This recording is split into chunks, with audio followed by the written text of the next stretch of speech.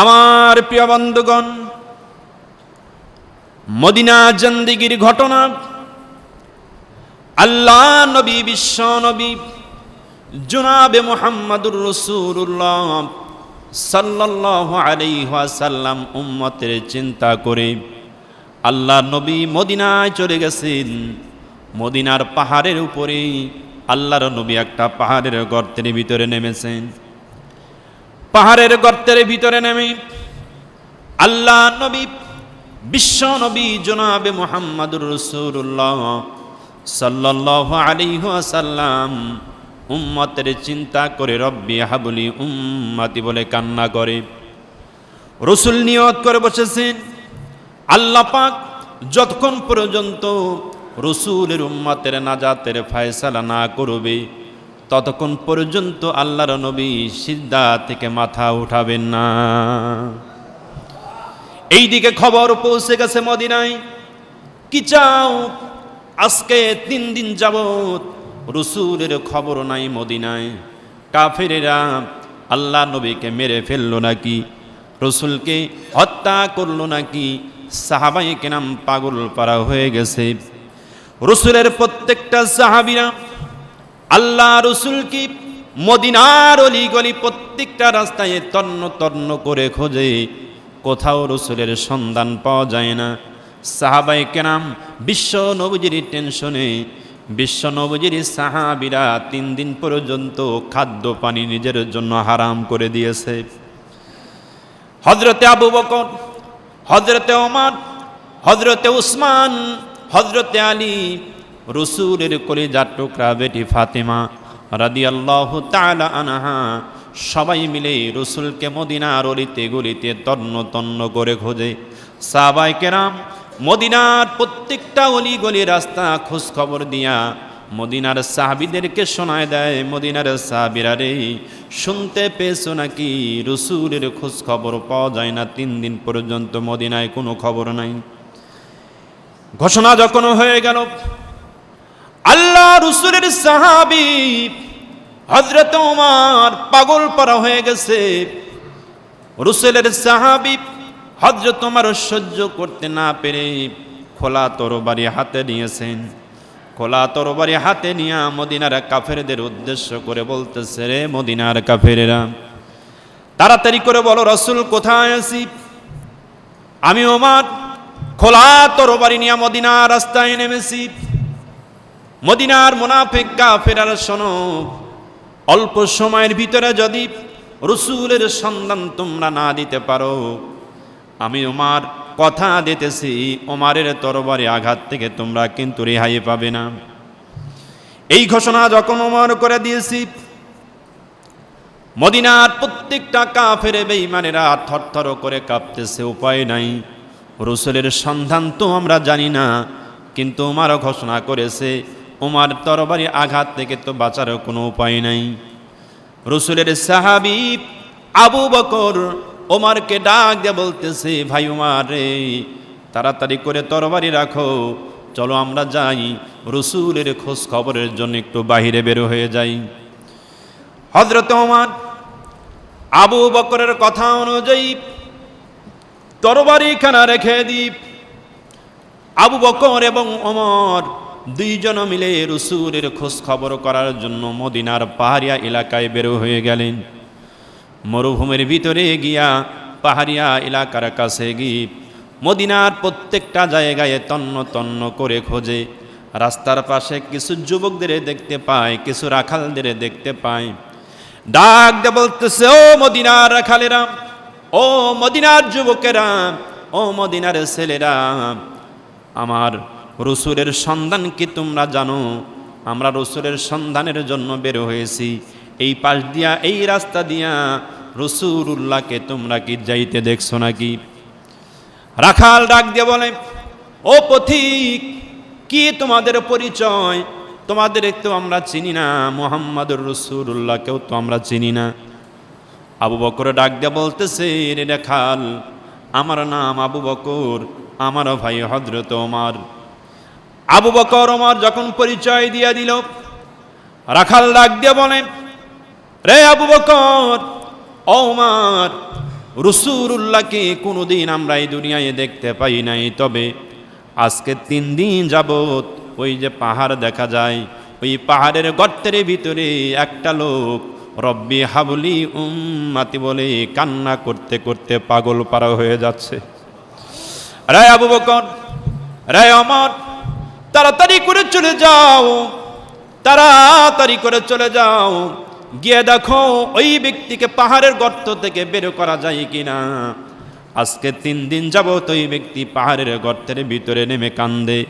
আল্লাহর কসম করে বলতেছি, এই যে আমরা উটগুলো রইয়া দাঁড়ায় আছি 3 দিন ধরে, আমাদের উটগুলা ওই পাহাড়ের দিকে তাকায়া চোখের পানি ছেড়ে দিয়া কান্না করতেছে। 3 দিন যাবত আমাদের উটগুলা ঘাসে মুখ লাগায় না। সুবহানাল্লাহ বলেন। হযরত ওমর, আবু বকর পাগল পারা হয়ে গেছে। আবু বকর কথা শুনে ওমরকে ডাক দিয়ে বলতেছে, রে ওমর, যেই রসুলের মায়ায় পড়ে মহব্বতে জানোয়ার পর্যন্ত খানা পিনা ছেড়ে দিয়েছে, আমার রসুল ছাড়ার কেউ হই নাই। সুবহানাল্লাহ, চলো যাই তাড়াতাড়ি করি। আল্লাহ নবীজির সাহাবী আবু বকর রাদিয়াল্লাহু তাআলা আনহু হযরত ওমরকে সঙ্গী করে নিয়ে দৌড়ে চলে যায়। পাহাড়ের গর্তের উপরে দাঁড়ায়া দেখতেছেন যেই রসুলকে তন্ন তন্ন করে তারা 3 দিন যাবত মদিনার অলি গলি রাস্তা খুঁজতেছে, সেই রসুল পাহাড়ের গর্তের ভিতরে রব্বি হাবলি উম্মতি বলে কান্না করতেছেন। আবু বকর ডাক দিয়ে বলে, ইয়া রাসূলুল্লাহ, ইয়া হাবিবাল্লাহ, নবী গো, আমি আবু বকর আপনার প্রিয় সাহাবী, এই পৃথিবীর জমিনে আমি আবু বকর আপনাকে সবচাইতে বেশি ভালোবাসি। নবীজি, আপনি এই পৃথিবীর জমিনে আল্লাহর পরে আমি আবু বকরকে সবচাইতে কাছের বন্ধু ভাবেন। ও নবীজি, হিজরতের রজনীতে জীবনের উপেক্ষা করে, জীবনকে বাজি রেখে, জীবনের মায়া ত্যাগ করে আপনার সফর সঙ্গী হয়ে মদিনায় চলে এসেছি। সেই সাথীকে রেখে আজকে 3 দিন যাবত এই পাহাড়ের গর্তের ভিতরে রব্বি হাবলি উম্মতি বলে কান্দেন। নবীজি, কিসের জন্য কান্দেন আমি বুঝতে পারি না। আমি আবু বকর এখনো বেঁচে আছি। কে আপনাকে গালি দিয়েছে? কে আপনাকে খারাপ কথা বলেছে? কে আপনাকে গালি দিয়েছে, গালমন্দ করেছি? আপনি আমাকে বলেন, আমরা তার বিচার করে দেব।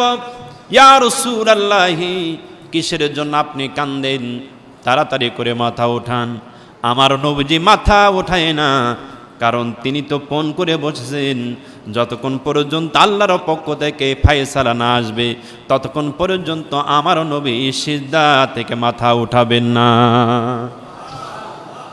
হযরতে আবু বকর কান্না করেন।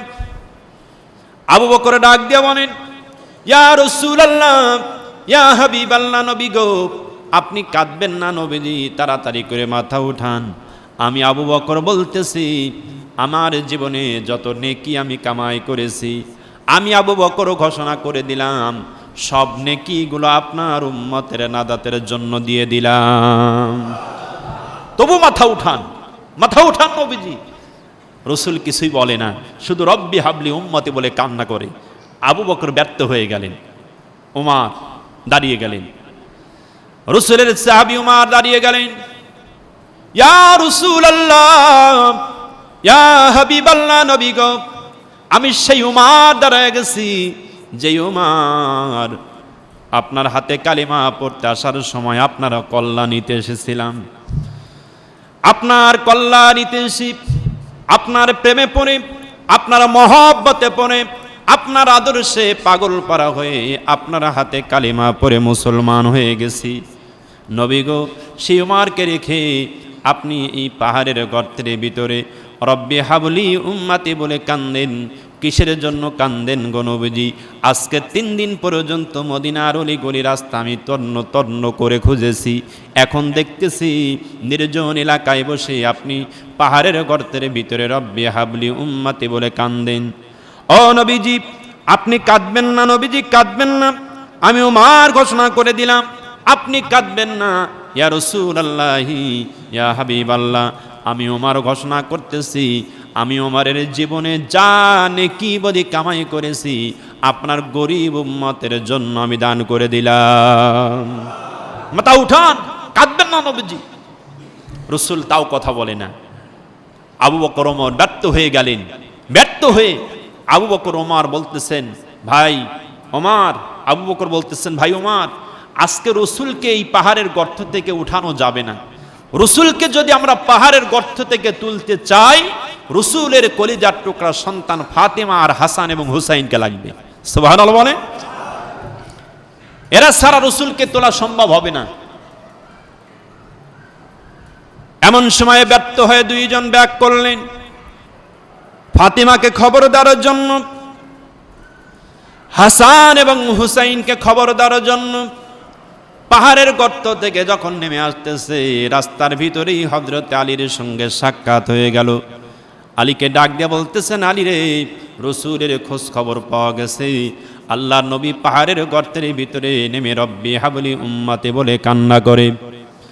ও আলী, চলো যাই, আমরা দুইজন ব্যর্থ হয়ে গেছি। পাহাড়ের গর্তের ভিতরে থেকে যদি আল্লাহ রাসূলকে তুলতে চাই, রাসূলের কলিজার টুকরা বেটি ফাতেমা এবং হাসান এবং হুসাইন সারা রাসূলকে তোলা সম্ভব হবে না। চলো যাই, তাকে খবর দেই। তিনজনে মিলে রওনা হয়ে গেলেন ফাতেমার হুজরার দিকে। রওনা যখন হয়ে গেছে, হুজরার কাছে এসে হযরতে আলী ঘরের ভিতরে প্রবেশ করলেন। হযরতে আলী প্রবেশ করেছেন। হযরতে আলী প্রবেশ করেছেন। আলী ঘরের ভিতরে প্রবেশ করে চোখের পানি ছেড়ে দিয়া কান্না করে, কিছুই বলতে পারে না। হযরত ফাতেমা রাদিয়াল্লাহু তাআলা আনহা আলীর কান্না দেখি, আবু বকরের কান্না শুনে, হযরত ওমরের কান্না শুনে আরো পাগল পারা হয়ে গেছে। আলীকে ডাক দিয়ে বলতেছে, আলী রে, বুঝতে পেরেছি আপনিও কাঁদতেছেন, আবু বকরও কাঁদতেছে, ওমরও কাঁদতেছে। বুঝতে পেরেছি আপনারা মনে হয় আমার বাবার লাশটা দেখে কান্না করতেছেন। কাফের বেঈমানেরা বুঝি আমার পিতাকে হত্যা করেছে। কোথায় আমার পিতা আছে? তাড়াতাড়ি করে বলেন। হযরতে আলী কান্না বিজড়িত কণ্ঠে ফাতেমাকে ডাক দিয়ে বলতেছে, ফাতেমা, পিতার খবর পাওয়া গেছে, রাসূলের খবরও পাওয়া গেছে। আল্লাহর নবী ওই পাহাড়ের গর্তের ভিতরে রব্বি হাবলি উম্মতি বলে কান্না করতেছে। রাসূলের সন্ধান পেয়ে হযরতে ফাতেমা ঘর থেকে দৌড়ে চলে যাচ্ছি। হাসান এবং হুসাইনকে ডাক দেয়, রে হাসান, রে হুসাইন, তাড়াতাড়ি করে চলে আসো, তোমাদের নানার খোঁজ খবর পাওয়া গেছে। নানার খোঁজ খবর পাইয়া হযরতে হাসান এবং হুসাইন মায়ের পিছনে দৌড়ে দৌড়ে চলে যাচ্ছে। হাসান এবং হুসাইনকে সঙ্গে করে নিয়া ফাতিমা রাদিয়াল্লাহু তাআলা আনহা গর্তের উপরে দাঁড়ায় গেলেন। গর্তের উপরে দাঁড়ায়া আব্বাজানকে ডাক দিয়ে বলতেছেন, আব্বাজান, ইয়া রাসূলুল্লাহ, ইয়া হাবিবাল্লাহ, আজকে 3 দিন যাবত আপনাকে মদিনার অলিতে গলি রাস্তা খোঁজা হচ্ছে, কোথাও আপনার খোঁজ খবরও পাওয়া যায় না নবীজি। আজকে দেখি পাহাড়ের গর্তের ভিতরে নির্জন এলাকায় রব্বি হাবলি উম্মতি বলে আপনি কাঁদতেছেন। ইয়া রাসূলুল্লাহ, কিসের জন্য আপনি কাঁদতেছেন? কান্না করা লাগবে না। আমি ফাতিমা কি আপনাকে কথা দিতেছি, উম্মতের জন্য টেনশন করা লাগবে না, চিন্তা করা লাগবে না। আমি ফাতেমা ওয়াদা করেছি, আমি ফাতেমার জিন্দেগিতে যত নেকি কামাই করেছি সব নেকিগুলো আপনার গরিব উম্মতদেরকে দান করে দিলাম। মাথা উঠান নবী, মাথা উঠাই না। হযরতে ফাতেমা পাগল হয়ে গেলেন। আল্লাহকে ডাক দিয়ে বলতেছেন, আল্লাহ, আপনি সাক্ষী থাকেন, আমার পিতা উম্মতের মায়ায় পড়ে রব্বি হাবলি উম্মতি বলে কান্না করে। আপনি সাক্ষী থাকেন রব্বুল আলামিন আমার পিতার নাজাতের জন্য আমার কলিজার টুকরা 2টা সন্তান ইমাম হাসান এবং হুসাইনকে আল্লাহর নামে কুরবানি দিয়ে দিলাম। আল্লাহ পাক মুহূর্তের ভিতরে কবুল করলেন। সুবহানাল্লাহ বলেন। মুহূর্তের ভিতরে কবুল করলেন। জিবরাইলকে ডাক দিয়ে বলতেছে, জিবরাইল যাও, তাড়াতাড়ি করে আমার রাসূলের কানে কানে খবর দাও। আমি হযরতে আবু বকরের কান্না, হযরতে ওমরের কান্না, হযরতে উসমানের কান্না, হযরতে আলীর কান্না, ফাতেমার কান্না, হাসান এবং হুসাইনের কান্না আমি আল্লাহ পাক কবুল করেছি। তাড়াতাড়ি করে চলে যাও, আমার রাসূলের কানে কানে খবর দাও, আমার রাসূল যেন মাথা উঠায়। সুবহানাল্লাহ। সম্মানিত হাজিরিন, আমার রসুলকে আল্লাহ রাব্বুল আলামিন ওই সময় সান্ত্বনা দিয়ে মাথা উঠাইতে বলেছিলেন। আল্লাহ রসুলকে আল্লাহ পাক উম্মতের জামিনদার আমার আল্লাহ রাব্বুল আলামিন নিজে হয়েছেন।